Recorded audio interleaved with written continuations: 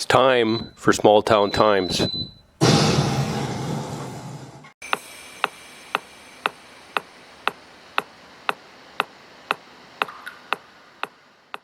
The Guild was growing prior to the COVID lockdown, but since then there have been lots of people who are looking for things to do, ways to get out, leave home, go do something that's fun and learn something and be with a nice community of people. I think there's the Potters community is just that. There's a real sense of community, so it's a good group to be around. And if you're prepared to look like this and get covered in clay, then, you know, and you find other people who are prepared to look like this and get covered in clay, then you know you're going to have a good time. Oh, I have a lot of fun teaching. It is fun. It's fun to pass it on. It's just energizes me, and you know, it keeps me from thinking that I'm an old lady. It uses my brain. I mean, these guys are firing questions at me all the time, and if it isn't this class, it's some other member of the glaze committee or the kiln committee, or because I've been around since dirt, I'm constantly being asked questions, and most of the time I can answer. Every now and then, of course, I'm stumped, but it feels good just to be having all of that 40 plus, 44, 46 years of knowledge and experience, be able to pass that down to other people. It's a good thing to do. The big change really is the internet, because students now have access to YouTube videos, to finding solutions to glaze chemistry problems. There's a lot of chemistry involved in pottery, and glazes are tricky. So to be able to go online and have a question answered, and you know, I always recommend get more than one answer. Make sure all the answers are the same, and not, you know, just getting random information. It's sort of like a cult. It is. The clay cult. And this is the coven.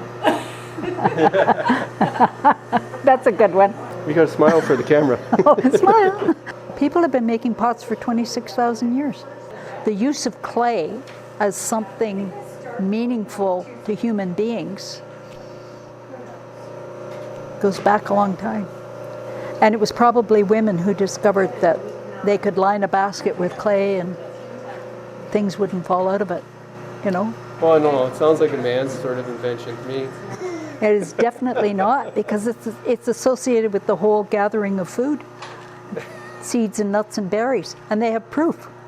Archaeologists have said the women were weaving these baskets, using them to gather, made the discovery that the clay at the riverbank would be good to line them, and they think that what happened was accidentally someone put one of those, or maybe intentionally, if the basket was worn out, they put the basket on the fire, and the next day there was a pot there. When the basket burned away, there was a pot. That makes sense. And the pottery shards that they're finding that are ancient have markings of a woven basket on the outside of them. Like prior to that, they used gourds or animal skins or something. But yeah, we started the Industrial Revolution. Humans. At least 21,000 years ago. The oldest known pottery shard from a pot is 21,000 years old, and the oldest known completely intact pot is 11,000 years old. Wow. And it's in Japan, and the little shard was found in China in a cave. But it was used by women universally. I mean, all cultures were using it. Women. You got that, right? I got the man part. The men just ate out of them, that's all. It. They didn't have nothing else to do with it. Well, you know, there's another thing too, and they think that They might have carried some clay. health improved after pottery, after the invention of pottery and the discovery that you could cook in it. Oh yeah. Because they could cook things like for a long period of time, and Oh, right. the you know, Makes sense. that just general nutrition improved. Yeah, that was women too. What are you making here? That's a bowl, and this is the first stage. It will be taken off the wheel and allowed to dry for a week, because next week we'll have the class, and then I'll turn it upside down and trim it. And trimming a pottery is a bit like a lathe, using a lathe. You use sharp tools to trim the pottery, but it has to be at a specific degree of dryness before you can trim it. So trim it in a week, dry it for a few days, then it goes in the bisque kiln. Then it comes out, and then it's washed, cleaned up, get the dust off it, put a glaze on it, and it goes back in the kiln again. Oh, cool. So there's many, many steps in the process. Why did you take the course, and what are you getting out of it? What do you feel?